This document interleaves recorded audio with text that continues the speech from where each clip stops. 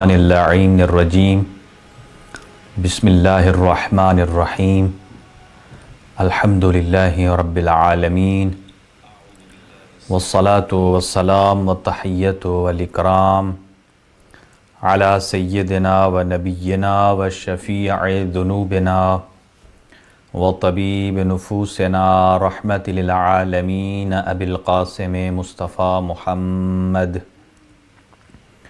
اللہم صلی علی محمد و آل محمد وعجل فرجہم وعلی وصیہ و وزیرہ و وارث علمہ علم الاولین والآخرین یعصوب الدین امیر المؤمنین زوج فاطمة الزہراء والد الحسن والحسین سید الاوصیاء علی بن ابی طالب علیہ السلام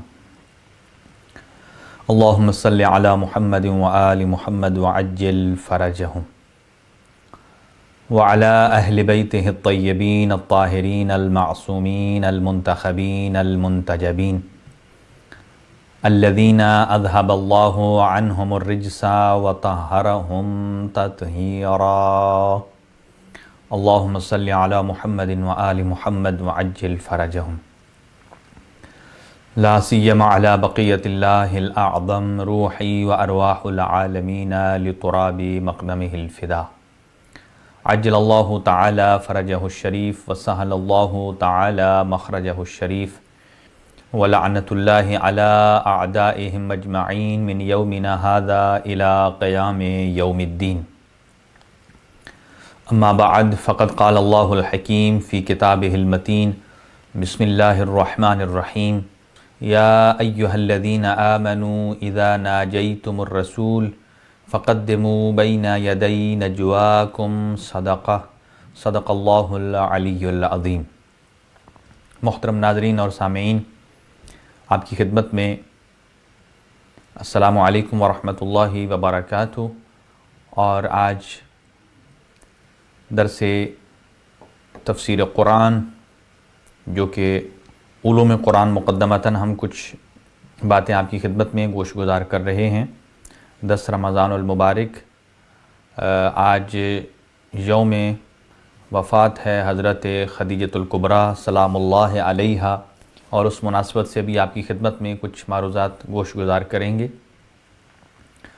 اور قبل اس کے کہ میں اپنی گفتگو میں داخل ہوں، آج کا یہ پروگرام ایصال ثواب کے لیے ہے۔ جناب عبداللہ اسماعیل مرحوم اور فضل اسماعیل اور ان کی فیملی کے جتنے مرحومین ہیں، اور خیرون آپا کے ایصال ثواب کے لیے، اور ان کی خیرون آپا کی والدہ کے لیے، اور یوسف علی مرحوم ان کے ایصال ثواب کے لیے، عامر علی مرحوم اور شیرین مرحومہ اور عبد الرسول اور غلام رضا، اور ان جتنی بھی فیملیز ہیں ان سب کے مرحومین ان کے ایصال ثواب کے لیے اس پروگرام کا انعقاد کیا گیا ہے۔ ان سب کے لیے بالخصوص اور بالعموم برادر عمران ثاقب صاحب، ان کی ہمشیرہ محترمہ بھی آج اس جہان فانی سے کوچ کر گئی ہیں۔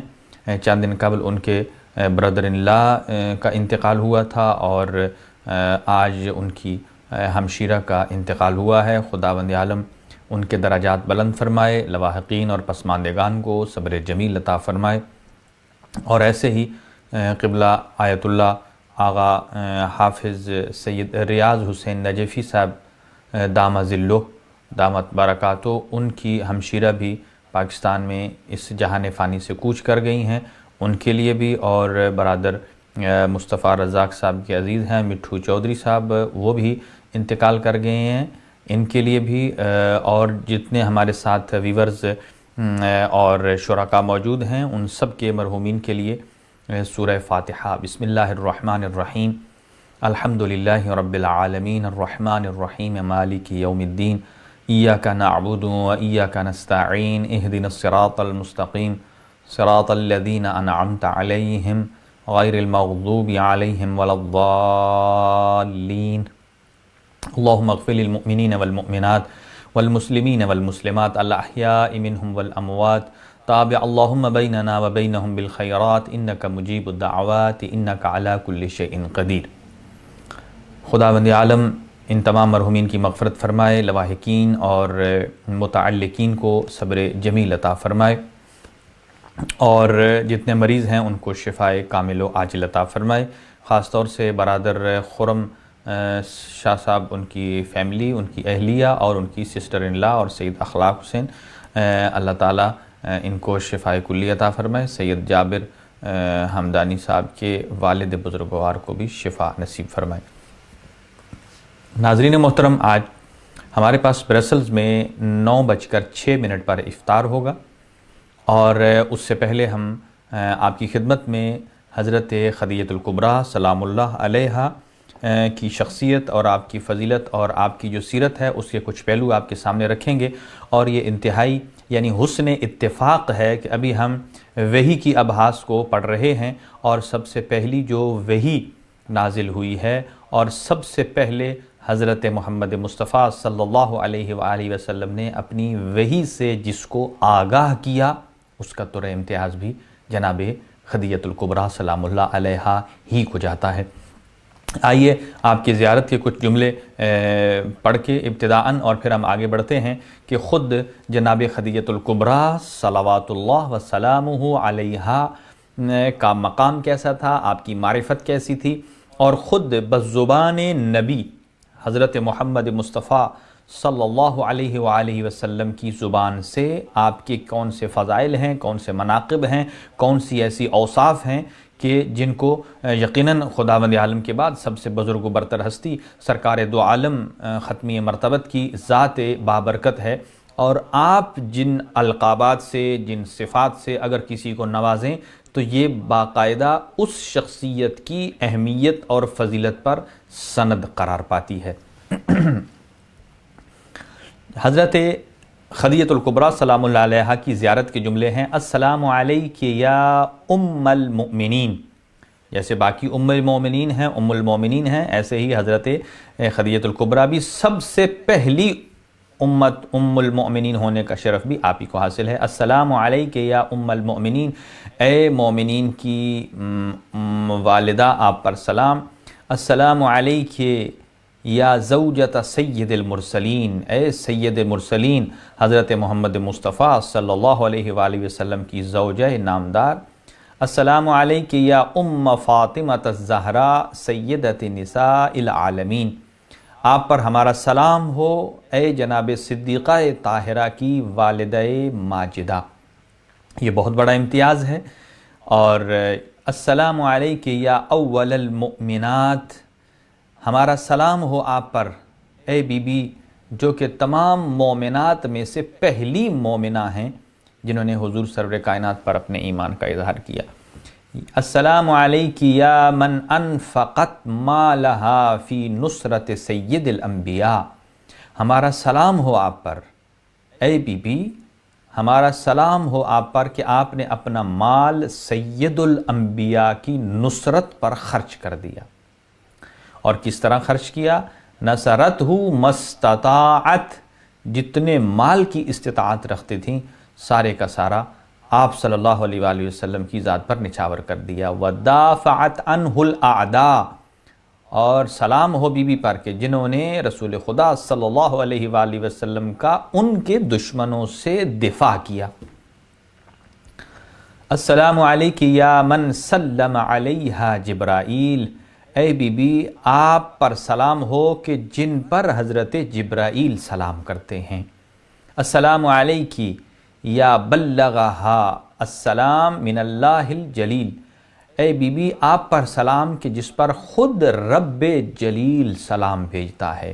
فہنیئا لک بما اولاک اللہ من فضل، السلام علیک ورحمۃ اللہ وبرکاتہ، اے بی بی ہمارا آپ پر سلام ہے کہ اللہ نے آپ کو فضیلتوں سے نوازا ہے۔ اب یہاں اسی بات پر ہم اسی کو لے کر آگے بڑھیں گے کہ حضرت خدیجۃ الکبریٰ سلام اللہ علیہا کی حضور کی زندگی میں اس اہمیت کا اندازہ یہاں سے لگایا جا سکتا ہے کہ جس سال آپ اس دنیا سے جاتی ہیں اور جس سال حضرت ابو طالب علیہ السلام اس سال میں جاتے ہیں، ایک سال میں دو گراں قدر شخصیات ہیں جن کو محسن اسلام اور محسنہ اسلام کا نام دیا گیا ہے، حضور سرور کائنات محمد مصطفیٰ صلی اللہ علیہ وآلہ وسلم اس پورے سال کو عام الحزن کا سال قرار دے دیتے ہیں۔ اب میرا آپ سے ایک سوال ہے، اور وہ یہ سوال ہے کہ حزن کسے کہتے ہیں؟ اپنے اوپر غم طاری کرنا، غم زدہ کیفیت میں رہنا، اور عام کسے کہتے ہیں؟ عربی میں عام کہتے ہیں ییر، سال کو کہتے ہیں، یعنی پورا سال۔ سال میں کتنے دن ہوتے ہیں؟ 365 دن۔ 365 دن اللہ پروردگار عالم کے بعد سید الانبیاء جیسی ہستی نے پورے سال کو حزن کا سال قرار دیا، تو جب رسول اکرم حزن کا سال قرار دے رہے ہیں، اس کا مطلب یہ ہے کہ جن شخصیات کی وجہ سے قرار دے رہے ہیں وہ شخصیات بڑی گراں قدر ہیں، ان کی اسلام پر بڑی قربانیاں ہیں، ان کی اسلام پر بڑی محنتیں ہیں، ان کی رسول اکرم صلی اللہ علیہ وآلہ وسلم پر بہت سارے احسانات ہیں، اور انہوں نے آپ کی تربیت کی ہے۔ خود حضرت ابو طالب علیہ السلام نے باپ کے بعد باپ بن کر دکھایا۔ اللہ اکبر، کتنی عظیم شخصیت ہے۔ اور اس کے بعد مجھے افسوس ہوتا ہے کہ جس سال کو عام الحزن کا سال قرار دیا رسول نے، کسی شخص نے حضور کو مسکراتے نہیں دیکھا۔ لیکن اس کے باوجود بہت سارے افراد کہتے ہیں کہ رونا بدعت ہے، رونا نہیں چاہیے۔ تو آپ مجھے یہ بتائیے کہ عام الحزن کسے کہتے ہیں؟ اس میں تو کوئی اختلاف نہیں۔ تو بھلا مجھے ایک بات بتائیے گا کہ کیا رسول اکرم صلی اللہ علیہ وآلہ وسلم جب ایک سال کو حزن کا سال ڈکلیئر کر رہے ہیں تو کس مائی کے لال کی جرأت ہے کہ وہ رسول اکرم صلی اللہ علیہ وآلہ وسلم کو ان کے اس عمل سے روکے؟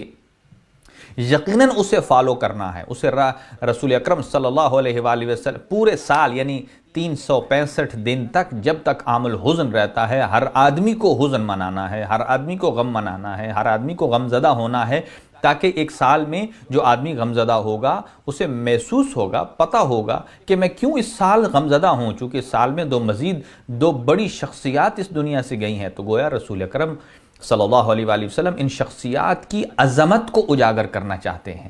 تو جب رسول خدا صلی اللہ علیہ وآلہ وسلم اپنی زندگی میں ایک سال بھرپور، پورا سال دو شخصیات کی وفات پر عام الحزن منا سکتے ہیں، تو یہ رسول اکرم کی سیرت نہیں ہے، ان کی تأسی نہیں ہے۔ کیا اس سے بڑی اور کیا دلیل چاہیے؟ اس کا مطلب یہ ہے کہ اس کے رسول خدا صلی اللہ علیہ وآلہ وسلم کے بعد یہ حزن، یہ ملال، یہ غم، یہ عزا، یہ عزاداری، اس پر کیوں بے جا سوالات اٹھتے ہیں؟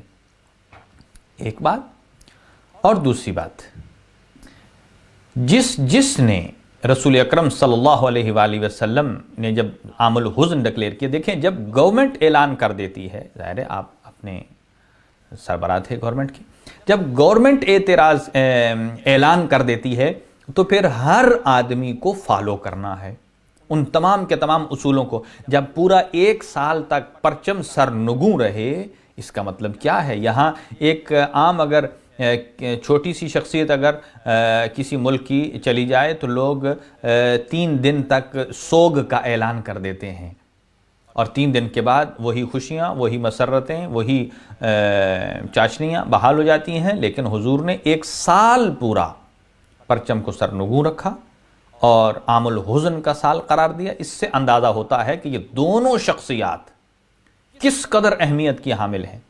اب وہ افراد جو اور مکتب تشیع جو ہے وہ صرف اور صرف یہی نہیں بلکہ ہر امام کی ولادت پر خوشی مناتا ہے اور ہر معصوم کی شہادت پر غمزدہ ہوتے ہیں۔ کیوں؟ یہ درس ہمیں رسول خدا نے دیا ہے کہ جب رسول خدا غمزدہ ہیں تو ہم بھی غمزدہ ہیں، جب رسول خدا مسرت میں ہیں، خوشی میں ہیں، تو ہم بھی خوشی میں ہیں۔ آج رسول اسلام صلی اللہ علیہ وآلہ وسلم کا دل مجروح ہے،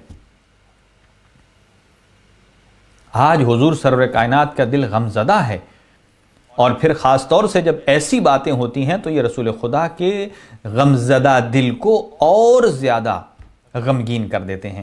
اب سنیے کیا ارزش ہے جناب خدیجہ الکبریٰ صلوات اللہ وسلامہ علیہا کی کہ رسول اکرم صلی اللہ علیہ وآلہ وسلم ارشاد فرماتے ہیں، قال رسول اللہ، فرماتے ہیں، ما قام الاسلام الا بسیف علی و ثروت خدیجہ، کہ اگر دو چیزیں نہ ہوتی تو اسلام قائم نہ ہوتا۔ اگر اسلام قائم ہے تو دو چیزوں سے قائم ہے۔ کون سی دو چیزیں؟ ایک ذوالفقار سیف علی اور دوسری ثروت خدیجہ الکبریٰ۔ تو گویا رسول اکرم صلی اللہ علیہ وآلہ وسلم نے جس مقام پر امیر المؤمنین کی قربانیاں، جس مقام پر امیر المؤمنین کی محنت اور امیر المؤمنین علی ابن ابی طالب علیہ السلام کی فعالیت ہے، جناب خدیجہ الکبریٰ کے مال کو اس کے برابر لا کر کھڑا کیا ہے، اور فرماتے ہیں کہ یہ دو چیزیں ایسی ہیں جنہوں نے اسلام کو قائم کیا ہے، ایک امیر المؤمنین کی تلوار ہے اور دوسری ثروت حضرت خدیجہ سلام اللہ علیہا۔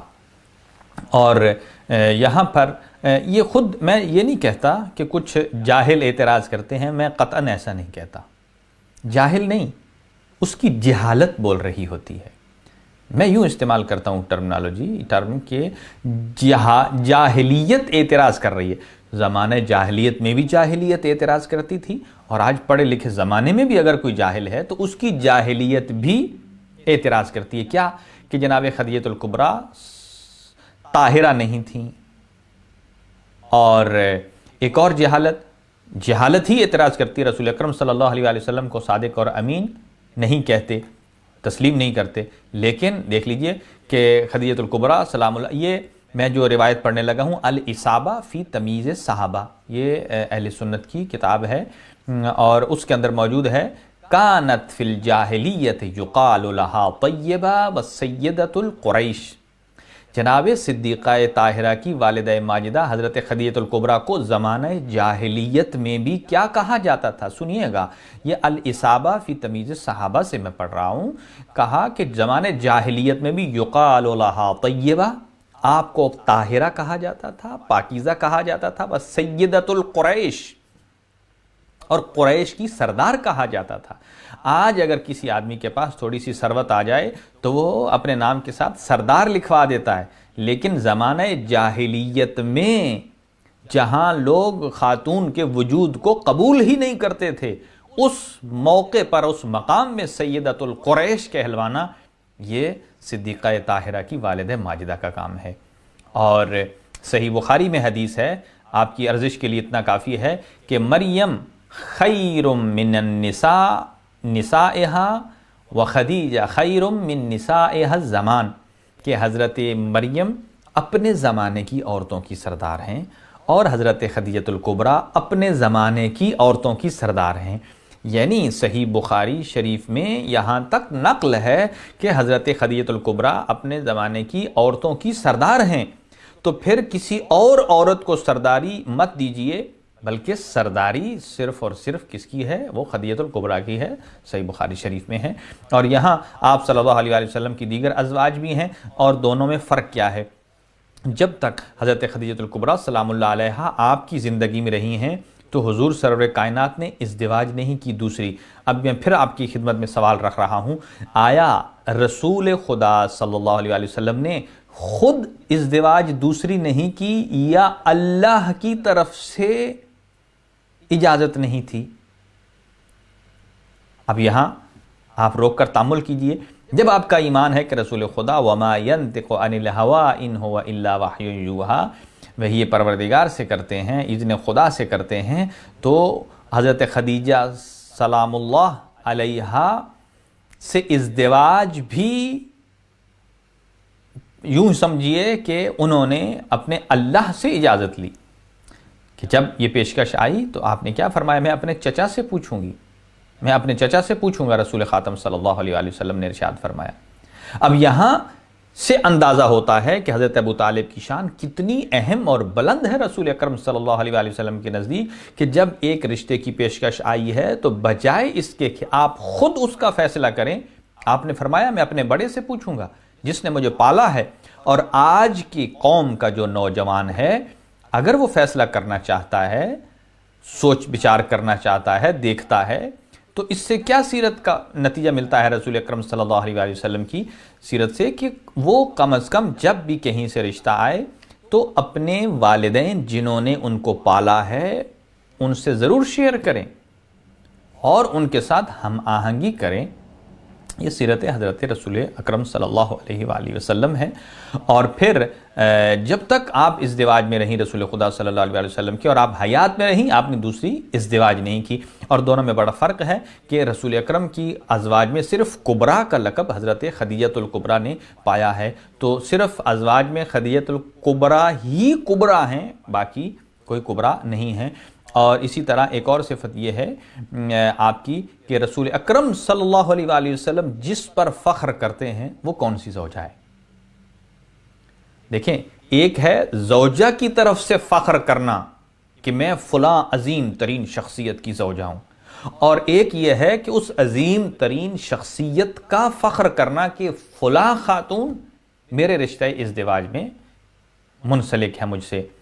تو جناب خدیجۃ الکبریٰ کی ذات وہ ہے کہ جن پر رسول خدا صلی اللہ علیہ وآلہ وسلم فخر کرتے ہوئے نظر آتے ہیں، اور باقی ازواج وہ ہیں کہ جو خود اپنے اوپر فخر کرتے ہوئے نظر آتی ہیں کہ ہم رسول خدا کی زوجہ ہیں، لیکن یہاں رسول خدا فخر کر رہے ہیں۔ اور ایک اور فرق یہ ہے کہ جناب خدیجۃ الکبریٰ نے جب اسلام نہیں آیا تھا تو تب آپ نے رسول خدا صلی اللہ علیہ وآلہ وسلم سے کی خدمت میں اپنے سارے مال کو پیش کیا، تو گویا باقی تمام کی تمام ازواج کو اسلام نے پالا ہے۔ اسلام آنے کے بعد وہ رشتہ ازدواج میں منسلک ہوئیں، اسلام نے پالا، لیکن خود اسلام کو کس نے پالا؟ وہ حضرت خدیجہ کے مال نے پالا۔ حضرت خدیجہ نے مدد کی تو اسلام پھلا پھولا آگے پہنچا۔ تو فرق سمجھ میں آ گیا کہ اسی لیے بی بی کو صدیقہ سردار کہا جاتا ہے، سیدہ کہا جاتا ہے، اسی لیے بی بی کو کبریٰ کہا جاتا ہے۔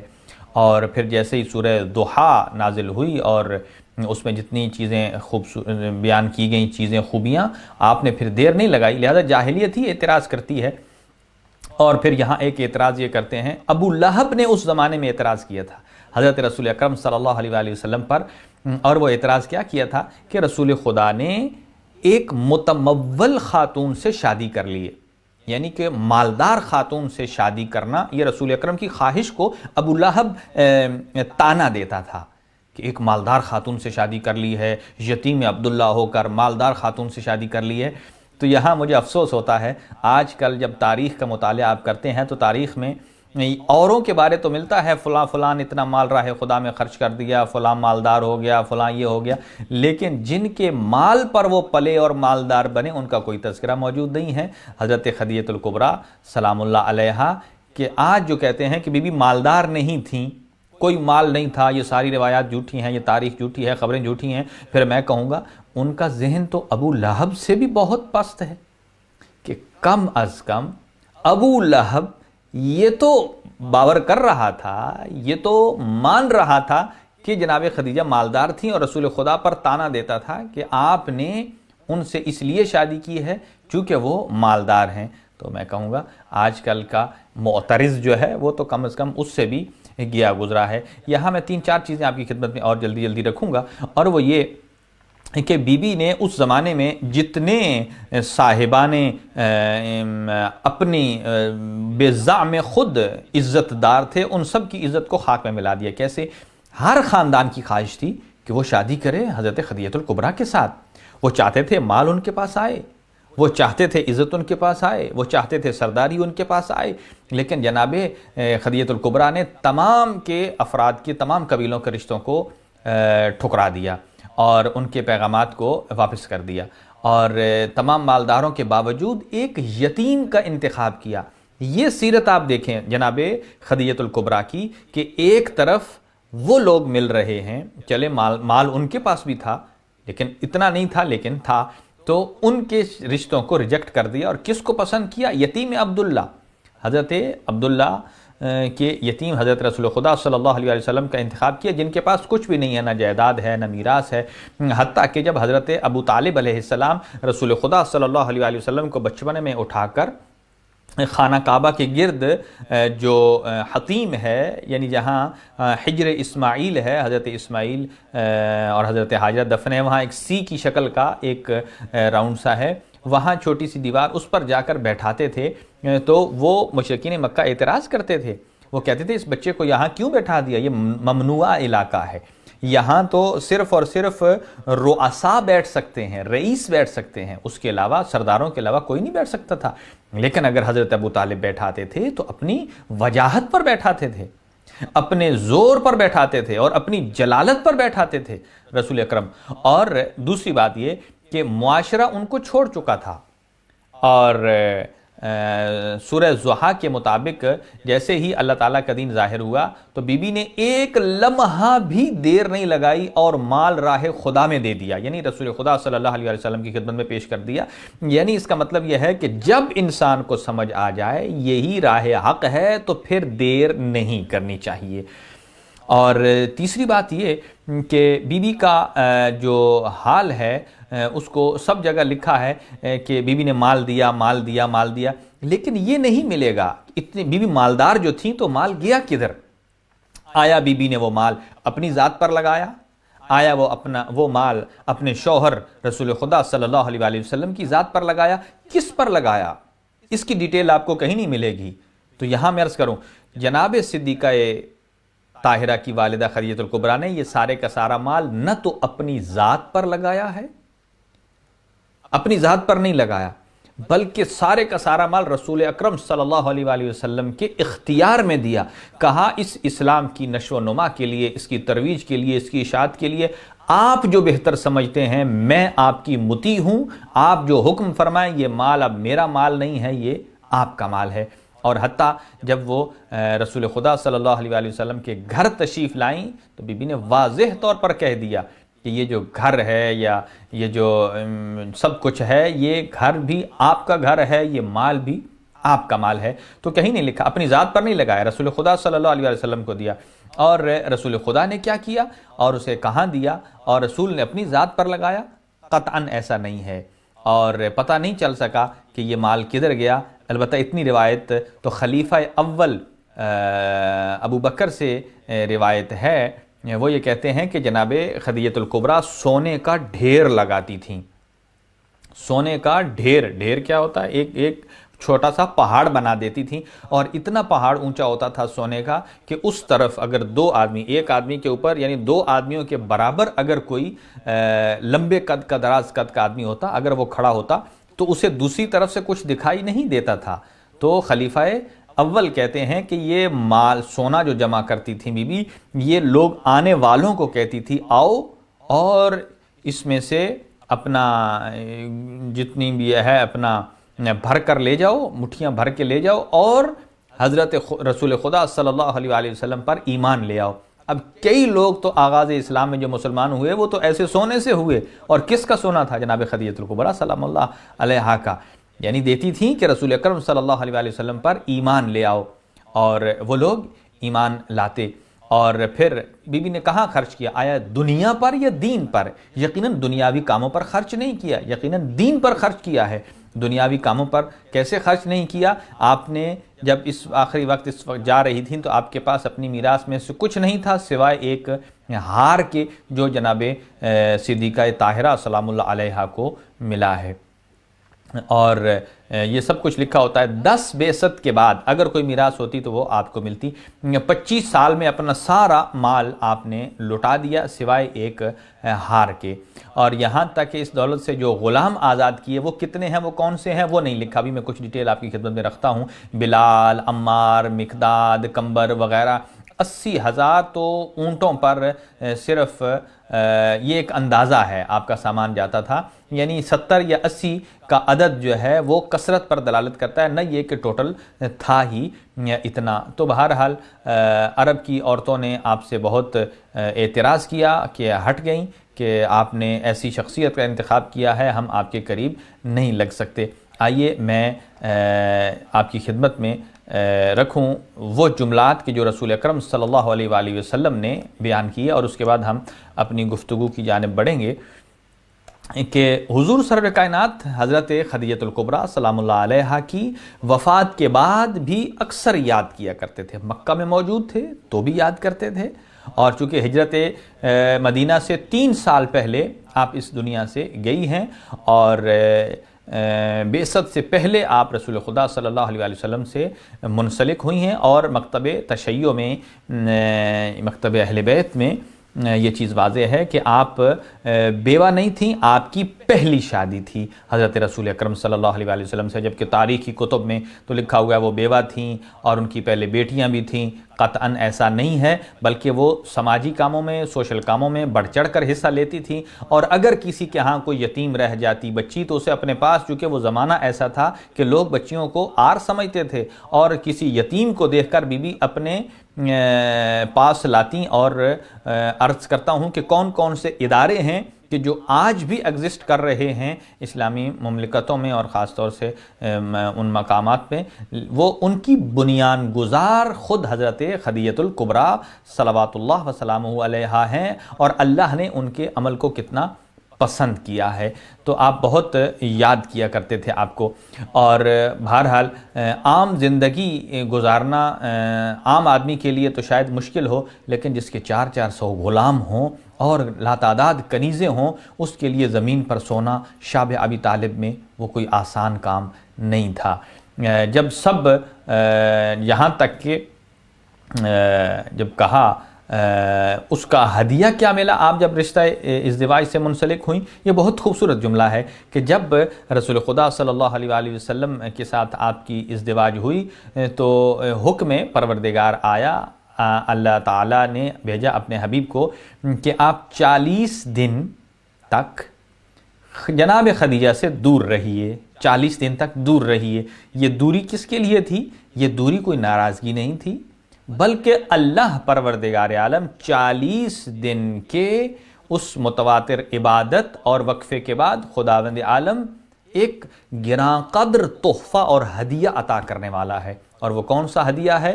وہ حضرت فاطمہ الزہرا سلام اللہ علیہا جیسی نورانی شخصیت کی صورت میں ہے. اور 40 دن تک دور رہیے. تو آپ نے بتایا جناب خدیجہ کو کہ حکم پروردگار ہے کہ 40 دن تک میں آپ سے دور رہوں. ان انقطاعک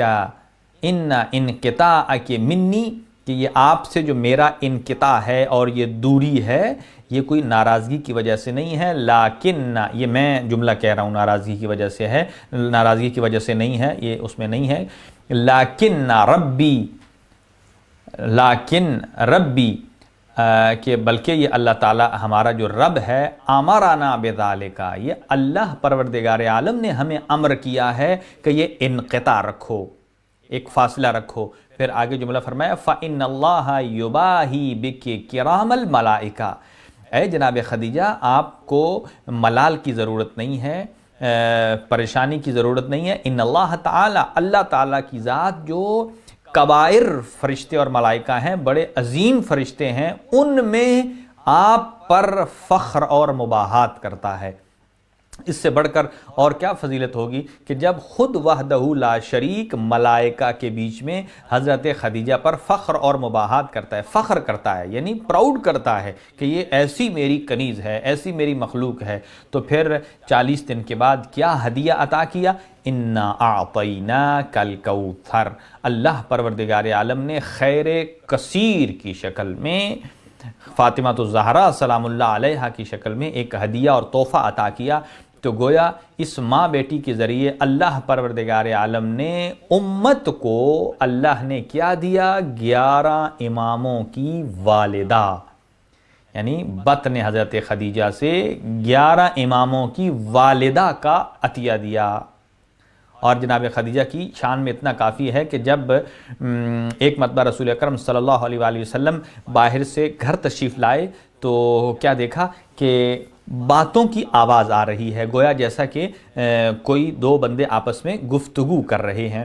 لیکن جیسے ہی گھر میں داخل ہوئے تو دیکھا جناب خدیجہ الکبریٰ تنہا تھیں، کوئی دوسرا شخص موجود نہیں تھا جس سے وہ گفتگو کر رہی ہوں.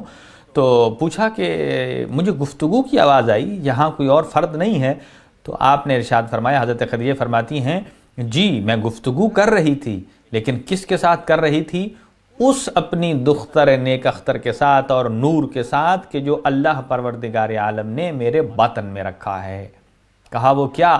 کہا جب آپ باہر سے ہو کر آتے ہیں اور جب مشرکین اور جب دیگر جو ہیں لوگ آپ کو اذیت دیتے ہیں، آپ کا بدن لہو لہان ہو جاتا ہے، تو میں پریشان ہوتی ہوں، تو شکم میں جو میرے وہ نور موجود ہے فاطمہ الزہرا سلام اللہ علیہا کی شکل میں، وہ مجھ سے یہ جملہ کہتی ہیں، فرماتی ہیں یا امّا لا تخافی ولا تحزنی ان اللہ مع ابی، اے میری ماں آپ مت گھبرائیے، آپ مت پریشان ہوئیے، اللہ تو میرے بابا کے ساتھ ہے، اگرچہ یہ مشرکین ان کو ستا رہے ہیں لیکن میرا اللہ میرے بابا کے ساتھ ہے۔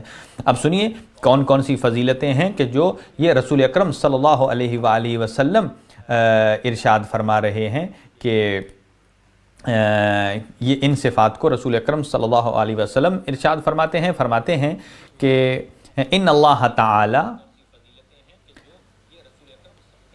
تعالی اعطى عشرۃ اشیاء بعشرۃ من النساء، اللہ تعالیٰ کی ذات نے 10 عورتوں کو 10 صفات عطا کی ہیں، ان کو 10 چیزوں کے بدلے میں 10 چیزیں عطا کی ہیں، 10 چیزیں عطا کی ہیں۔ وہ کون کون سی ہیں؟ 10 چیزیں سنیے گا، اور 10 خواتین سنیے گا، وہ کون کون سی خواتین ہیں۔ فرمایا التوبہ لحوا زوجۃ آدم، کہ حضرت حوا کو اللہ تعالیٰ نے کون سی چیز عطا کی ہے؟ وہ توبہ، اور کس کے نتیجے میں عطا کی ہے؟ وہ ان کا تعارف کیا ہے؟ زوجۃ آدم علیہ السلام، وہ حضرت آدم علیہ السلام کی زوجہ ہیں اور اللہ تعالیٰ نے ان کو توبہ کی صفت سے نوازا ہے۔ دوسرا والجمال لسارہ زوجۃ ابراہیم، اللہ تعالیٰ نے جمال حسن دیا ہے کس کو؟ حضرت سارہ کو، جو کہ حضرت ابراہیم علیہ السلام کی زوجہ ہیں، یعنی نبی کی زوجہ ہیں۔ اور پھر الحفاظت للرحمت یا رحمت زوجۃ ایوب، حضرت ایوب علیہ السلام کی جو زوجہ ہیں اللہ نے ان کو رحم کی صفت سے نوازا ہے۔ اور الحرمت لآسیہ زوجۃ فرعون، ایک اور صفت ہے، وہ کون سی ہے؟ احترام، عزت، وہ کس کو دی ہے؟ زوجہ فرعون کو، حضرت آسیہ کو۔ الحکمت لزلیخا زوجۃ یوسف، اور حکمت جو ہے یہ اللہ پروردگار عالم نے کس کو دی ہے؟ زلیخا کے، جو حضرت یوسف علیہ السلام کی زوجہ تھیں۔ والعقل لبلقیس زوجۃ سلیمان، اور اللہ تعالیٰ نے عقل کی صفت سے نوازا ہے کس کو؟ بلقیس کو، کہ جو سلیمان نبی کی زوجہ ہیں۔ والصبر للبرخانہ ام موسیٰ، اور اللہ تعالیٰ کی ذات نے صبر کی صفت سے نوازا ہے کس کو؟ برخانہ کو، کہ جو ام موسیٰ ہیں۔ اور پھر والصفوۃ لمریم ام عیسیٰ، اور صفوت یعنی جو چن لیا ہے وہ کس کو دیا ہے؟ حضرت مریم کو، کہ جو حضرت عیسیٰ کی ماں ہیں۔ اب سنیے گا جناب خدیجہ کے لیے کیا ہے؟ والرضا للخدیجہ زوجۃ المصطفیٰ، اور رضا کس کو عطا کی ہے؟ حضرت خدیجہ کو، کہ جو کہ کس کی زوجہ ہیں؟ حضرت رسول خدا صلی اللہ علیہ وآلہ وسلم کی زوجہ ہیں۔ اور پھر فرمایا ایک اور چیز ہے العلم لفاطمہ زوجۃ المرتضیٰ، اور علم کس کو عطا کیا؟ علم کس کو عطا کیا؟ وہ حضرت فاطمہ الزہرا سلام اللہ علیہا کو عطا کیا، کہ جو زوجہ ہیں حضرت امیر المؤمنین علی بن ابی طالب علیہ السلام کی۔ اور پھر جناب خدیجۃ الکبریٰ نے یہی جملے ارشاد فرمائے، اور پھر اس کے بعد رسول اکرم صلی اللہ علیہ وآلہ وسلم ارشاد فرماتے ہیں کہ کانت، حضرت خدیجۃ الکبریٰ سلام اللہ علیہا کے بارے میں، کانت من احسن النساء، کہ جناب خدیجہ الکبریٰ تمام عورتوں میں سے بہترین خاتون تھیں۔ بہترین خاتون ہیں، کس اعتبار سے بہترین ہیں؟ آیا حسن میں، جمال میں، علم میں، حکمت میں، فصاحت میں، بلاغت میں، کس میں بہترین ہیں؟ فرماتے ہیں احسن النساء جمالا، کہ آپ حسن اور جمال کے اعتبار سے بھی تمام خواتین سے حسین ہیں، ظاہری جمال بھی اور باطنی جمال بھی۔ ظاہری جمال کیا ہوتا ہے کہ انسان ظاہری اعتبار سے حسین و جمیل ہو، اور باطنی جمال کیا ہے؟ اس کی عقل اچھی ہو، اس کی فکر اچھی ہو، اس کی سوچ اچھی ہو۔ وَأَكْمَلَهُنَّ عَقْلًا، تو رسول خدا فرماتے ہیں کہ حضرت خدیجہ الکبریٰ کون ہیں کہ جو عقل کے اعتبار سے کامل ترین ہیں۔ وَأَتَمَّهُنَّ رَأْيًا، اور اپنی رائے کے اعتبار سے آپ سمجھدار ترین افراد میں سے ہیں۔ اور اکثرهن عفةً، اور اپنی عفت کے اعتبار سے آپ دیگر تمام خواتین پر برتری رکھتی ہیں۔ وَأَكْثَرُهُنَّ مَالًا، اور اپنے مال کے اعتبار سے بھی سب سے زیادہ برتری رکھتی ہیں۔ تو یہ وہ چیزیں ہیں کہ جو رسول اکرم صلی اللہ علیہ وآلہ وسلم نے خود جناب خدیجہ الکبریٰ سلام اللہ علیہا کے بارے میں آپ نے ارشاد فرمایا۔ اب یہاں سنیے گا کہ جناب خدیجہ الکبریٰ نے بیت المال، یعنی تین ایسے ادارے ہیں کہ جو بی بی سے مربوط ہیں۔ ایک بیت المال ہے، ایک دار المساکین ہے، اور ایک دار الامان ہے۔ تین چیزیں، بیت المال، دار المساکین اور دار الامان۔ بیت المال کیا ہوتا ہے؟ بیت المال ایسا مقام یا ایسی جگہ کہ جہاں عمومی گورنمنٹ کا مال ہوتا ہے، کہ جہاں سے پھر غرباء، فقراء، نادار ایسے لوگوں کی مدد کی جاتی ہے۔ تو یہاں بیت کہتے ہیں گھر کو، اور مال تو مال کو کہتے ہیں، یعنی بیت المال کہا، دار المال نہیں کہا۔ حالانکہ دار بھی گھر کو کہتے ہیں، تو فرق کیا ہے کہ دار کیوں نہیں کہا؟ دار عمومی گھر کو کہا جاتا ہے، اور بیت ایک خاص گھر کو کہا جاتا ہے۔ تو کیونکہ یہ اہل بیت اطہار علیہ السلام کی ماں کے مال سے شروع ہو رہا ہے، لہذا اسے دار المال نہیں بلکہ بیت المال کہا جائے گا۔ اور تمام مسلمانوں کو بیت المال نے پالا ہے۔ جتنے مسلمان تھے نئے ان کی کہاں اتنا مقام اور ارزش تھی، جب وہ کنورٹ ہوتے تھے اس وقت تو ان کا اپنی فیملی والے بائیکاٹ کر دیتے تھے، تو اس وقت بیت المال سے ان کو معاونت دی جاتی تھی، اور بیت المال سے پلے۔ اور بیت المال کو کس نے ہینڈل کیا اور اس میں کس نے پیسے ڈالے؟ وہ جناب خدیجہ الکبریٰ کی ذات تھی۔ گویا اس زمانے میں اربوں میں اگر آپ یوں کہیے کہ اگر IMF تھا، اگر کسی کو قرضہ لینا ہوتا تھا تو وہ جناب خدیجہ الکبریٰ سے رجوع کرتا تھا، اتنی صاحب ثروت تھی۔ اور دوسری چیز، پہلی بیت المال، اس کی بنیاد گزار بھی آپ ہیں۔ دوسرا دار المساکین، یہاں سے سنیے گا کہ دار المساکین اور دار الامان۔ دار المساکین کسے کہتے ہیں کہ جہاں مسکین لوگ جمع ہوتے ہیں، جن کے لیے کھانے کا، خوراک کا، لباس کا، رہنے کا بندوبست کیا جاتا ہے، اسے دار المساکین کہا جاتا ہے۔ جو مسکین لوگ ہوتے ہیں، غریب ہیں، نادار ہیں۔ اور بی بی نے ایک اور ادارے کی بنیاد رکھی تھی، وہ تھا دار الامان، یعنی اس سے پہلے یہ طریقہ اختیار نہیں ہوا تھا۔ دار الامان کیا ہے کہ جس کے پاس کوئی پناہ گاہ نہ ہو، اسے امان جہاں دی جاتی ہے اسے دار الامان کہا جاتا ہے۔ اور اسی دار الامان میں جناب خدیجہ الکبریٰ نے بہت ساری خواتین کو پال رکھا تھا، اور آپ کے بہت سارے غلام تھے اور خواتین موجود تھیں۔ اور انہی خواتین میں سے وہ 3 خواتین تھیں کہ جن کو آپ پالتی تھیں، اور پھر جب رسول اکرم سے آپ کی ازدواج ہوتی ہے اور وہ 3 آپ کے ساتھ گئیں، جن کو ربائب کہا جاتا ہے، اور وہ آپ کی حقیقی بیٹیاں نہیں تھیں۔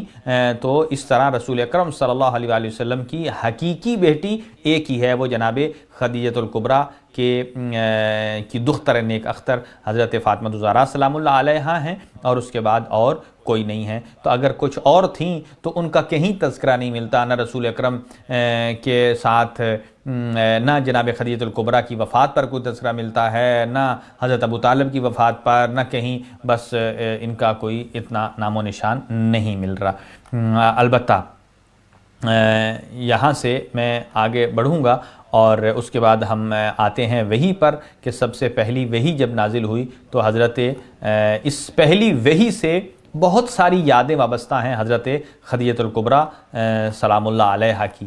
یہاں ایک اور روایت آپ کی خدمت میں پیش کر دوں، اور وہ یہ کہ جب عربوں نے آپ کی فضیلت کے لیے اتنا کافی ہے کہ جب انہوں نے مشرکین نے بائیکاٹ کیا تو اس وقت حضرت خدیجہ الکبریٰ کی شادی ہو چکی تھی رسول اکرم صلی اللہ علیہ وآلہ وسلم سے، تو اس وقت جب جناب فاطمہ الزہرا اس دنیا میں تشریف لانے والی تھیں تو آپ نے کیا دیکھا کہ کوئی نہیں ہے، میں اکیلی ہوں۔ رسول خدا نے فرمایا آپ مت گھبرائیے، پریشان نہ ہوئیے۔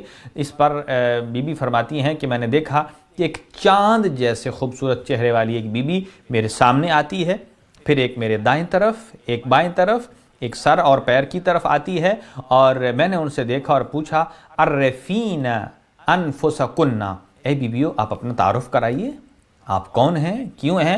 تو انہوں نے جواب دیا کہ میں حوا ہوں، اپنا تعارف کرایا، میں مریم ہوں، میں سارہ ہوں، میں آسیہ ہوں۔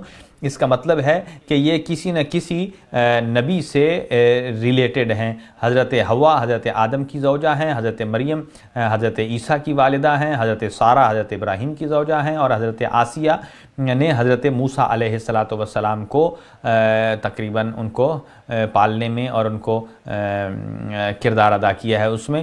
تو اس کا مطلب یہ ہے کہ حضرت فاطمہ سلام اللہ علیہا کی والدہ کی خدمت گزاری کے لیے انبیاء کی مائیں یہ شرف سمجھتی ہیں کہ ہم جناب خدیجہ الکبریٰ کی خدمت کریں۔ اور بی بی اب یہاں ایک اور سوال پیدا ہوتا ہے کہ جنہوں نے رسول اکرم صلی اللہ علیہ وآلہ وسلم کی ایک اور جملہ ذہن میں آیا، سن لیجئے کہ جناب خدیجہ الکبریٰ کس طرح مائل ہوئی رسول اکرم صلی اللہ علیہ وآلہ وسلم کی طرف اور متاثر ہوئیں۔ وہ ایک ٹرپ تھا، وہ ایک سفر تھا جو سفر تجارت تھا، کہ جو آپ کا مال لے کر حضرت ابو طالب علیہ السلام کی سفارش پر آپ نے کہا کہ ان کو بھی اپنا پارٹنر بنا لیجئے۔ جب شام گئے، بلاد شام سے جب پلٹ کر آئے تو مال میں منافع ہوا۔ جب جیسے رسول خدا پلٹ کر آئے تو اس میسرہ سے پوچھا حضرت خدیجہ نے کہ سناؤ سفر کی روداد، کہا سفر بہت اچھا رہا، دن بہت جلدی کٹ گئے، مال بڑا اچھا بکا، بڑا منافع ہوا۔ یہ جو نوجوان ہمارے ساتھ آپ نے بھیجا ہے یہ کمال کا ستارہ ہے، اس کا کمال کا ستارہ ہے۔ چنانچہ جیسے واپس آئے حضرت رسول اکرم صلی اللہ علیہ وآلہ وسلم جب قافلہ انٹر ہو رہا تھا تو بی بی خدیجہ اپنے چھت پر موجود تھیں۔ کیا دیکھتی ہیں کہ حضرت محمد مصطفیٰ صلی اللہ علیہ وآلہ وسلم کے سر پر ایک بادل ہے جو سایہ کیے ہوئے ہے، اور اس بادل سے ایک نور کی کرن نکل رہی ہے کہ جو آپ کے ماتھے اور پیشانی کا بوسہ لے رہی ہے، اور آپ کے سر کے اوپر ایک نور کا حلقہ ہے، نور کا حلقہ ہے، گویا کہ کچھ آسمانی مخلوقات ہیں جو آپ کی حفاظت پر مامور ہیں۔ جب یہ سلسلہ دیکھا ایک مرتبہ کہا کہ آپ واپس پلٹ جائیے۔ وہ پلٹانا کیوں چاہتی تھی؟ وہ دیکھنا چاہتی تھی کہ یہ کیا یہ عام چیز ہے یا ان کی وجہ سے ہے۔ جب پلٹی، جب رسول اکرم پلٹے تو وہ سارا سسٹم جو حضور کے ساتھ چل رہا تھا وہ پلٹ گیا، ابر کا ٹکڑا پلٹ گیا، وہ نور کا ٹکڑا پلٹ گیا، اور وہ جو غیبی مخلوقات محافظت کر رہی تھیں وہ پلٹ گئی۔ پھر جب بلایا تو کہا یقیناً آپ صاحب فضل ہیں۔ تو یہاں ایک جملہ میں کہوں گا، حضرت خدیجہ نے میسرہ سے روداد سنی اور فوراً رشتہ ازدواج کو بھیج دیا۔ یعنی یہ فرق میں آپ کو بتا رہا ہوں جو آج کل کے زمانے میں آپ دیکھیے کہ جو اہل بیت اطہار علیہ السلام سے جن کی محبت کم ہے، تو کیا اہل بیت کے فضائل رسول اکرم نے کوئی کم پڑے ہیں؟ کہ حضرت خدیجہ اپنے ایک غلام کی زبان سے سرکار دو عالم کے فضائل سن کر اس طرف مائل ہو گئیں اور ان کی غلامی میں چلی گئیں، ان کی کنیزی میں چلی گئیں، ساری زندگی کو وقف کر دیا، سارا مال دے دیا ایک غلام کی زبان سے فضائل سنتے ہوئے۔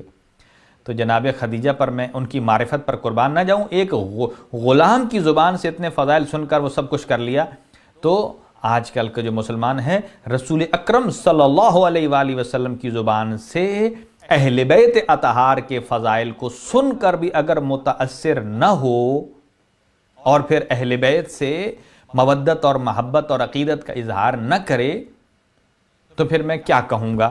اور خاص طور سے بعد پیغمبر کا جو زمانہ ہے، سارے کے سارے ائمہ اطہار علیہ السلام کے ساتھ انہیں کیا اجر رسالت جو دیا گیا، وہ یہی محبت اور مودت کا تقاضا تھا کہ رسول اکرم کی زبان سے فضائل اہل بیت سنیں اور پھر بھی عمل نہ کریں. تو بہرحال حضرت خدیجہ الکبریٰ خود مطالعہ فرماتی تھیں، پڑھی لکھی خاتون تھیں.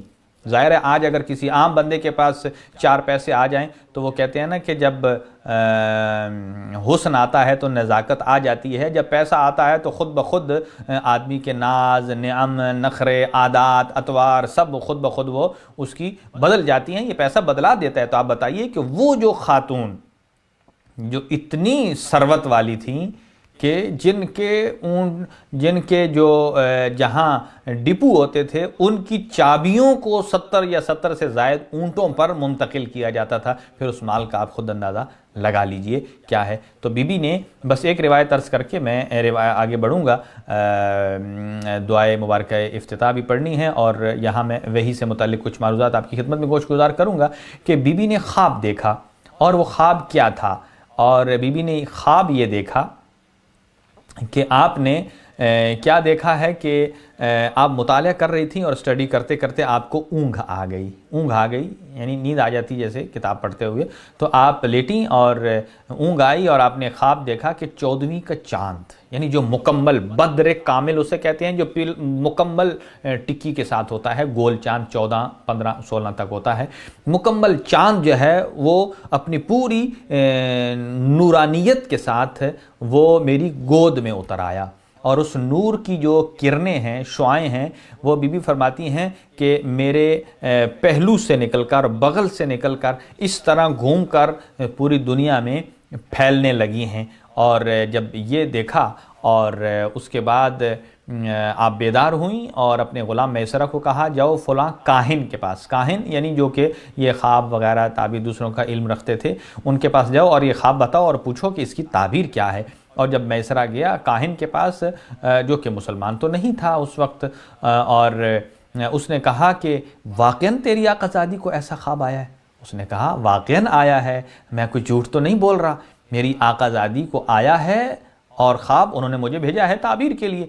کہا جا کر میری طرف سے پیغام دے دو کہ سرزمین مکہ پر، سرزمین حجاز پر یتیم عبداللہ حضرت محمد صلی اللہ علیہ وآلہ وسلم تشریف لا چکے ہیں اور ان کی طرف سے جب بھی رشتہ ازدواج کا پیغام آئے تو اسے ریجیکٹ نہیں کرنا. آپ کی دنیا اور آخرت کی کامیابیوں کا راز اسی کے اندر ہے. اور کہا یہ جو چاند آپ کی گود میں اترا اور اس کی شعائیں اور کرنیں آپ کے پہلو سے ہوتے ہوئے پھیل گئیں 400 عالم میں، کہا یہ وہ دین ہے کہ جو اسلام ہے حضرت محمد صلی اللہ علیہ وآلہ وسلم لائیں گے اور آپ کے مال کی سپورٹ سے یہ دین پوری دنیا میں پھیلے گا. اور یہاں علامہ مجلسی نے بحر الانوار میں ان کرنوں کی جو تعبیر کی ہے وہ ذرا اور کی ہے.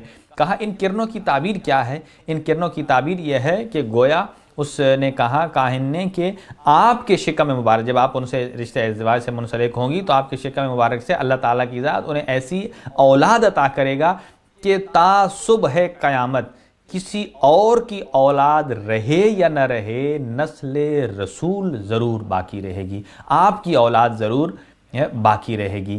بہرحال جناب خدیجہ سلام اللہ علیہا نے آپ کے ساتھ رشتہ ازدواج سے منسلک ہوئیں اور جب گھر سے نکلیں، اب میں نے اتنی اسٹڈی کی ہے کہ لگتا ہے اب ٹائم بالکل کم پڑ گیا، مختلف چیزیں میں اب بھی پہلو آپ کی خدمت میں جو گوش گزار کرنے تھے وہ رہ گئے. البتہ ابھی کچھ ذکر مصیبت بھی کریں گے اور وہ یہ کہ حضرت خدیجہ الکبریٰ سلام اللہ علیہا جو ہیں وہ 10 رمضان المبارک کو، آج آپ کا یوم وفات ہے، آپ اس دنیا سے گئی ہیں اور رسول اکرم صلی اللہ علیہ وآلہ وسلم نے اسے یوم الحزن کے طور پر منایا اور کسی شخص نے حضور کو اس پورا سال مسکراتے نہیں دیکھا. حتیٰ جب مکہ سے مدینہ تشریف لے گئے تو پھر بھی حضرت خدیجہ کو بہت یاد کیا کرتے تھے. اور یہاں تک کہ آپ کی ایک زوجہ نے تو یہاں تک کہا تھا، کہا یا رسول اللہ کیا وجہ ہے، ہم نوجوان ہیں اور آپ پھر اس بوڑھی خاتون کو یاد کرتے ہیں.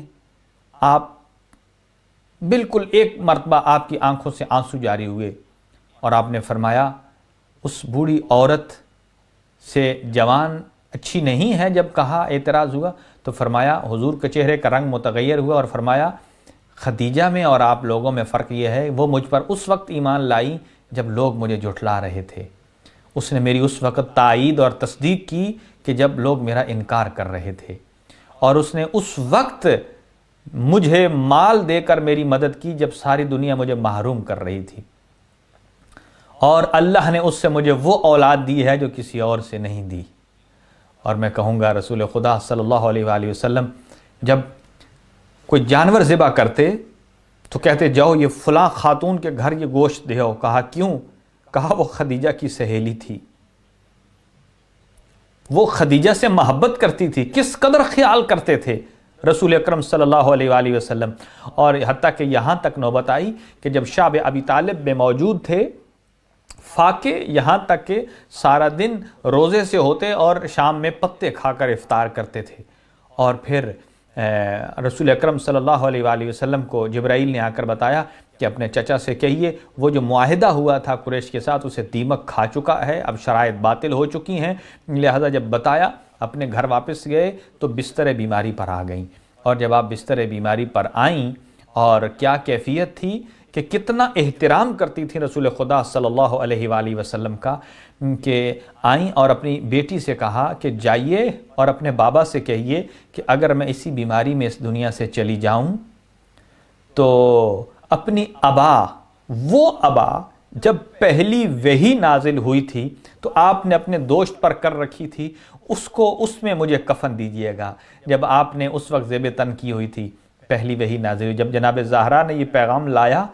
تو اس وقت جناب رسول خدا کی آنکھوں سے آنسو آئے، اور اتنے میں جبرائیل آئے اور آ کر کہتے ہیں ایک لباس لا کر دیا، کہا یا رسول اللہ کہ آپ اپنا پیراہن بھی خدیجہ الکبریٰ کو دے دیجئے، اور اس کے ساتھ یہ کفن بھی جنت سے لایا ہے یہ بھی انہیں دے دیجئے، دوہرا کفن پہنایا گیا، اور اللہ تعالیٰ کا سلام بھی انہیں پیش کیجئے۔ اور یہ تو جب جناب خدیجہ جاتی تھیں غار حرا میں تو تب بھی جبرائیل امین آ کر پیغام دیتے تھے کہ اللہ کا سلام اور میرا سلام اللہ کی اس مقرب بندی کو پہنچا دیجئے گا، اور جس پر اللہ سلام کرے اسے کبھی رضی اللہ نہیں کہتے، اسے علیہ السلام کہنے کی حقدار ہیں۔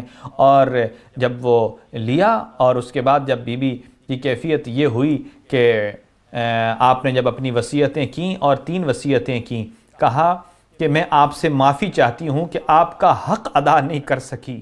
رسول خدا صلی اللہ علیہ وسلم نے فرمایا آپ نے حق ادا کر دیا، ہم آپ کا حق ادا نہیں کر سکے، اسلام آپ کا حق ادا نہیں کر سکا۔ اور دوسرا فرمایا اپنے غلاف میں اپنی ابا میں مجھے کفن دیجیے گا، اور تیسرا فرمایا میری بیٹی زہرا 5 سال کی ہے، اسے کوئی غم نہ دے، یہ گریہ نہ کرنے پائے۔ میں کہوں گا یا رسول اللہ آپ نے 2 وصیتیں تو پوری کر لیں، آپ نے اپنا جبہ اتار کر بھی جناب خدیجہ الکبریٰ کو دے دیا، ان کی قبر میں لیٹ کر آپ نے قبر کو متبرک بھی کر دیا، آپ نے جنازہ بھی پڑھ دیا، تدفین کر دی اور ان کا عزت و احترام سے تدفین کیا، لیکن تیسری وصیت کا کیا کریں گے؟ بی بی نے کہا تھا میری بچی کو کوئی رونے نہ پائے، اذیت نہ دے۔ میں کہوں گا کہ یہ وہی زہرا ہے نا کہ جب آپ کے جانے کے بعد ابھی چند دن گزرے تھے، بلکہ 4 دن کے بعد جب مسلمان ہجوم کر کے آ گئے اسی زہرا کے دروازے پر، کہ جن کے پہلو کی ہڈیاں بھی ٹوٹ گئیں، پسلیاں ٹوٹ گئیں، ماتھے پر موت کی پٹی باندھی ہوتی تھی، اور صبت علیہ مصائب لو انہا علی الایام سرنا لیالیہ کا قصیدہ پڑھتی، آنکھ پر سرخ نشان پڑ گیا تھا، ہاتھ پر کنفرس کے تازیانے کا نشان تھا۔ میں کہوں گا اے بی بی خدیجہ الکبریٰ، نہ جانے اس وقت آپ کے دل پر کیسی گزری ہوگی، آپ کس کیفیت میں گزری ہوں گی۔ اور رسول اکرم جب تدفین کر کے جنت المعلا میں جب تدفین کی اور واپس آ رہے تھے، بس آخری جملہ ہے، اس کے بعد دعائے افتتاح پڑھیں گے، اور رسول خدا کی ابا کو تھام کر جناب فاطمہ الزہرا آپ کے گرد چکر لگانے لگیں، اور جب چکر لگاتے لگاتے اپنے بابا سے پوچھتی ہیں کہ اے میرا بابا آپ مجھے بتائیے کہ میری اماں کہاں چلی گئی ہیں؟ اب آپ بتائیے کہ سید الانبیاء ہوں اور ماں خدیجہ الکبریٰ ہو تو کس طرح اپنی بیٹی کو بتائیں کہ جو اتنے نرم اور نازک دل والی ہے، اکلوتی بیٹی ہے، اور رسول خدا نے جواب نہیں دیا۔ اتنے میں جبرائیل آئے، کہا اللہ تعالیٰ حکم دیتا ہے آپ فاطمہ کو میرا سلام پہنچائیے اور کہیے کہ آپ کی والدہ اس گھر میں منتقل ہو گئی ہیں جس کی چھت سونے کی ہے، جس کے ستون یاقوت کے ہیں اور جناب آسیہ اور مریم کے درمیان ہیں۔ اور حضور نے دلاسا دیا، دست شفقت سر پہ پھیرا، اور میں کہوں گا یا رسول اللہ ابھی تو آپ موجود ہیں، آپ نے سر پر شفقت سے ہاتھ پھیرا ہے، لیکن میں کہوں گا کہ کیا جناب فاطمہ الزہرا سلام اللہ علیہا کے گھر والوں کے لیے تو یہی سیرت تھی نا کہ بی بی کوئی جا رہا ہو تو بچیوں کے سر پہ ہاتھ پھیرا جاتا ہے۔ لیکن میں کہوں گا رسول خدا آپ کے جانے کے بعد آپ کی بیٹی زہرا کے ساتھ ایسا نہیں کیا گیا، جناب زہرا کے پہلو کو شکستہ کر دیا گیا، اور آپ اس دنیا سے گئیں تو آپ اس دنیا سے روتی ہوئی گئیں، اور یہ کہا میں اسی حال میں اپنے بابا سے شکایت کروں گی۔ الا لعنت اللہ علی القوم الظالمین وسیعلم الذین ظلموا ای منقلب ینقلبون۔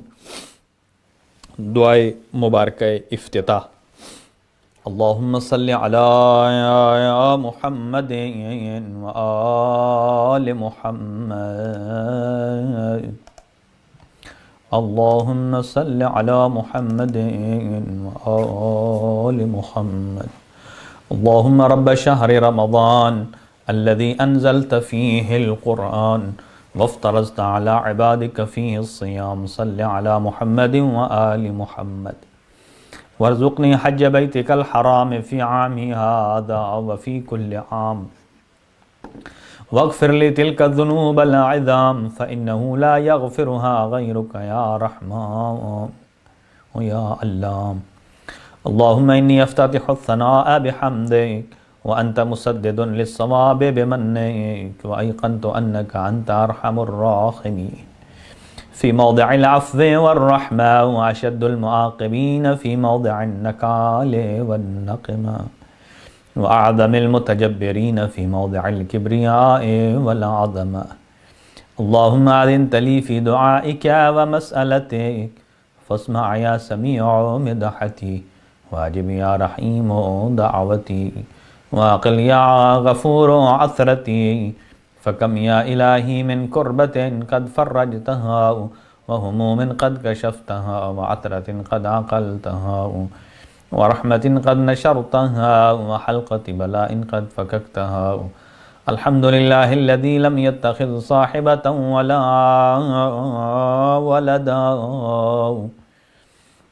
ولم يكن له شريك في الملك ولم يكن له ولي من الذل وكبره تكبيرا، الحمد لله بجميع محامده كلها وعلى جميع نعمه كلها، الحمد لله الذي لا مضاد له في ملكه ولا منازع له في أمره، الحمد لله الذي لا شريك له في خلقه ولا شبيه له في عظمته، الحمد لله الفاشي في الخلق أمره وحمده، الظاهر بالكرم مجده، الباسط بالجود يدا الذي لا تنقص خزائنه ولا تزيده كثرة العطاء إلا جودا وكرما، إنه هو العزيز الوهاب، اللهم إني أسألك قليلا من كثير مع حاجة بي إليه عظيما، وغناك عنه قديم وهو عندي كثير وهو عليك سهل يسير، اللهم إن عفوك عن ذنبي وتجاوزك عن خطيئتي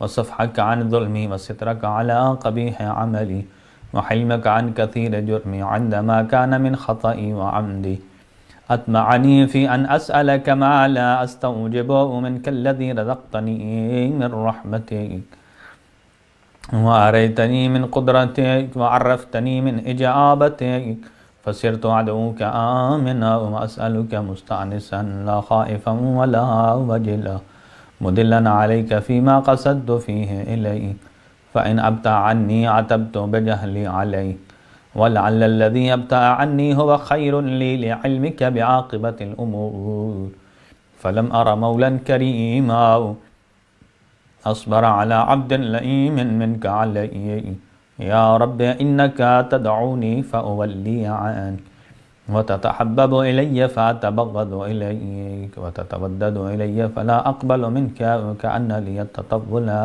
عليك فلم يمنعك ذلك من الرحمة لي والإحسان إلي والتفضل علي بجودك وكرمك فارحم عبدك الجاهل وجد عليه بفضل إحسانك إنك جواد كريم الحمد لله مالك الملك مجري الفلك مسخر الرياح فالق الإصباح ديان الدين رب العالمين الحمد لله على حلمه بعد علمه والحمد لله على عفوه بعد قدرته والحمد لله على طول أناته في غضبه وهو قادر على ما يريد الحمد لله خالق الخالق باسط الرزق فالق الإصباح ذي الجلال والإكرام والفضل والإنعام الذي بعد فلا يرى وقرب فشهد النجوى تبارك وتعالى الحمد لله الذي ليس له منازع يعادله ولا شبيه يشاكل ولا ظهير يعاضده قهر بعزته الأعزاء وتواضع لعظمته العظماء فبلغ بقدرته ما يشاء الحمد لله الذي يجيبني حين أنادي ويستر علي كل عورة وأنا أعصي ويعظم النعمة علي فلا أجازي فكم من موهبة هنيئة قد أعطاني وعظيمة مخوفة قد كفاني وبهجة مونقة قد أراني فأثني عليه حامدا وأذكره مسبحا الحمد لله الذي لا يهتك حجاب ولا يغلق باب ولا يرد سائل ولا يخيب آمل الحمد لله الذي يؤمن الخائفين وينجي الصالحين ويرفع المستضعفين ويدع المستكبرين ويهلك ملوكا ويستخلف آخرين والحمد لله قاسم الجبارين مبير الظالمين مدرك الهاربين نكال الظالمين صريخ المستصرخين موضع حاجات الطالبين معتمد المؤمنين الحمد لله الذي من خشيته ترعد السماء وسكانها وترجف الأرض وعمارها وتموج البحار ومن يسبح في غمراتها الحمد لله الذي هدانا لهذا وما كنا لنهتدي لولا أن هدانا الله الحمد لله الذي يخلق ولم يخلق ويرزق ولا يرزق ويطعم ولا يطعم ويميت الأحياء ويحيي الموتى وهو حي لا يموت بيده الخير وهو على كل شيء قدير اللهم صل على محمد عبدك ورسولك وأمينك وصفيك وحبيبك وخيرتك من خلقك وحافظ سرك ومبلغ رسالاتك أفضل وأحسن وأجمل وأكمل وأزكى وأنمى وأطيب وأطهر وأسنى وأكثر ما صليت وباركت وترحمت وتحننت وسلمت على أحد من عبادك وأنبيائك ورسلك وصفتك وأهل الكرامة عليك من خلقك اللهم صل على علي أمير المؤمنين ووصي رسول رب العالمين عبدك ووليك وأخي رسولك وحجتك على خلقك وآيتك الكبرى والنبأ العظيم وصل على الصديقة الطاهرة فاطمة سيدة نساء العالمين وصل على سبتي الرحمة وإمامي الهدى والحسن والحسين سيدي شباب أهل الجنة وصل على أئمة المسلمين علي بن الحسين زين العابدين ومحمد بن علي التقي وعلي بن محمد النقي والحسن بن علي العسكري والخلف القائم المهدي عجل الله تعالى فرجه الشريف على عبادك وأمنائك في بلادك صلاة كثيرة دائمة اللهم صل على ولي أمرك القائم المؤمل والعدل المنتظر وحفه بملائكتك المقربين وأيده بروح القدس يا رب العالمين. اللهم صل على محمد وآل محمد. اللهم اجعله الداعي إلى كتابك والقائم بدينك استخلفه في الأرض كما استخلفت الذين من قبل يمكن له دينه الذي ارتضيته له أبدله من بعد خوفه أمنا لا يعبدك من بعد خوفه أمنا يعبدك لا يشرك بك شيئا. اللهم أعزه وأعزز به وانصره وانتصر به وانصره نصرا عزيزا وافتح له فتحا يسيرا واجعل له من لدنك سلطانا نصيرا. اللهم أظهر به دينك وسنة نبيك حتى لا يستخفي بشيء من الحق مخافة أحد من الخلق. اللهم إنا نرغب إليك في دولة كريمة تعز بها الإسلام وأهله وتذل بها النفاق وأهله وتجعلنا فيها من الدعاة إلى طاعتك والقادة إلى سبيلك وترزقنا بها كرامة الدنيا والآخرة. اللهم ما عرفتنا من الحق فحملنا وما قصرنا عنه فبلغنا. اللهم المم به شعثنا واشعب به صدعنا وارتق به فتقنا وكثر به قلتنا وأعزز به ذلتنا وأغن به عائلنا واقض به عن مغرمنا واجبر به فقرنا وسد به خلتنا ويسر به عسرنا وبيض به وجوهنا وفك به أسرنا وأنجح به طلبتنا وأنجز به مواعيدنا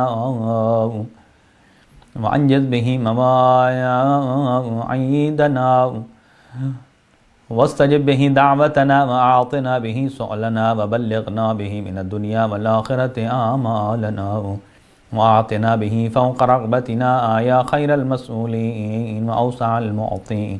اشف به صدورنا وأذهب به غيظ قلوبنا واهدنا به لما اختلف فيه من الحق بإذنك إنك تهدي من تشاء إلى صراط مستقيم. وانصرنا به على عدوك وعدونا إله الحق آمين. اللهم إنا نشكو إليك فقد نبينا صلواتك عليه وآله وغيبة ولينا وكثرة عدونا وقلة عددنا وشدة الفتن بنا وتظاهر الزمان علينا فصل على محمد وآل محمد وأعنا على ذلك بفتح تعجل وبذر تكشف ونصر تعز وسلطان حق تظهر ورحمة منك تجللناها وعافية منك تلبسناها برحمتك يا أرحم الراحمين. اللهم صل على محمد وآل محمد. اللهم برحمتك في الصالحين فادخلنا وفي عليين فارفعنا وبكأس من معين من عين سلسبيل فاسقنا ومن الحور العين برحمتك فزوجنا ومن البلدان المخلدين كأنهم لؤلؤ مكنون فاخدمنا ومن ثمار الجنة ولحوم الطير فأطعمنا ومن ثياب السندس والحرير والاستبرق فألبسنا وليلة القدر وحج بيتك الحرام وقتلا في سبيلك فوفق لنا وصالح الدعاء والمسألة فاستجب لنا وإذا جمعت الأولين والآخرين يوم القيامة فارحمنا وبراءة من النار فاكتب لنا وفي جهنم فلا تغلنا وفي عذابك وهمانك فلا تبتلنا ومن الزقوم والزريع فلا تطعمنا ومع الشياطين فلا تجعلنا وفي النار على وجوهنا فلا تكببنا ومن ثياب النار وسرابيل القطران فلا تلبسنا ومن كل سوء يا لا إله إلا أنت بحق لا إله إلا أنت فنجنا. اللهم أن تجعل فيما تقضي وتقدر من الأمر المحتوم في الأمر الحكيم من القضاء الذي لا يرد ولا يبدل أن تكتبني من حجاج بيتك الحرام المبرور حجهم المشكور سعيهم المغفور ذنوبهم المكفر عن سيئاتهم وأن تجعل فيما تقضي وتقدر أن تطيل عمري في خير وعافية وتوسع في رزقي وتجعلني ممن تنتصر به لدينك ولا تستبدل بي غيري أعوذ بجلال وجهك الكريم أن ينقضي عني شهر رمضان أو يطلع الفجر من ليلتي هذه لك وقبلي ولك قبلي تبعة أو ذنب تعذبني عليه اللهم صل على محمد وآل محمد اللهم بحق الزهراء وأبيها وبعلها وبنيها والسر المستودع فيها بعدد ما أحاط به علمك. جتنے مریض ہیں ان کی شفا یابی کے لیے خاص طور سے سید خرم صاحب کی اہلیہ اور ان کی سسٹر ان لا بیمار ہیں، اور سید اخلاق صاحب اور اس کے ساتھ چند ایک اور مومنین اور مومنات نے درخواست سے دعا کی ہے. آیہ امن یجیب کی تلاوت کر لیجیے. بسم اللہ الرحمن الرحیم.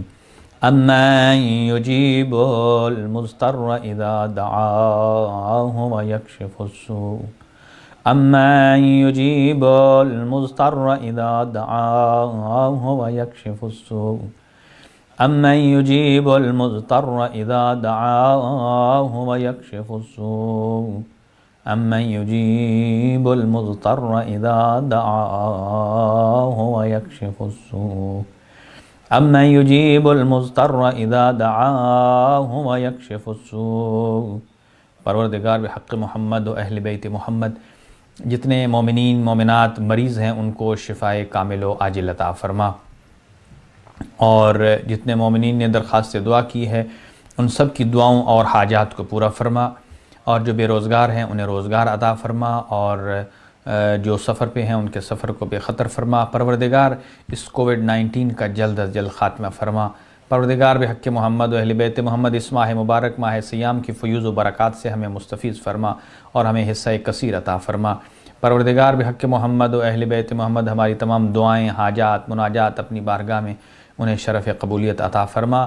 اور جتنے مومنین نے درخواست دعا کی ہے، نام نہ لینے کی درخواست کی ہے، اللہ تعالیٰ کی ذات ان تمام مومنین اور مومنات کے حوائج شرعیہ کو پورا فرمائے، اور مرحوم غضنفر بخاری صاحب کی اہلیہ کو شفائے کامل و عاجل عطا فرمائے. ایسے ہی جناب برادر مصطفیٰ رزاق صاحب اور ان کی فیملی کو آباد و شاد رکھے. اور جملہ مومنین اور مومنات نے درخواست کی ہے، جناب محمد حسین شاہ صاحب ہیں، اور جناب سید